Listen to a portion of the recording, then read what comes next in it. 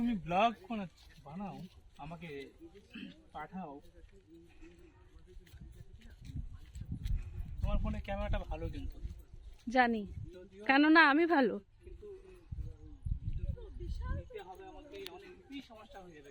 তোমাকে বাড়ি থেকে ওয়াইফাই দিয়ে কানেক্ট করে তোমাকে দিতে হবে আমাকে। দারুণ লাগছে এই রাস্তাটা কিন্তু। ওই আমাকে একবার ঘুরাও না হাতটা ধরে। এই রাস্তাটা কিন্তু ভালো লাগছে। হ্যাঁ হয়েছে, রাস্তাটা সুন্দর লাগছে আমার।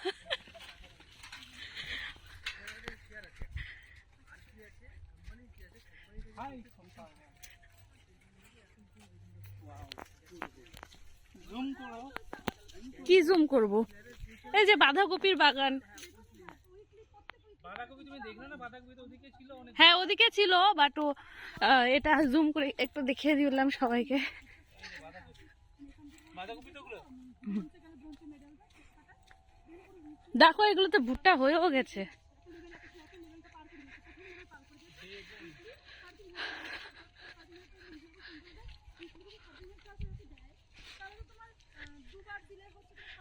ভালো লাগছে কিন্তু পরিবেশটা, এখানে ঢুকে ভালোই লাগছে আমার। তো কেমন লাগছে? ভালো লাগছে। এদিক দিয়ে যাবো একটু। চলো ওইদিকে। হ্যাঁ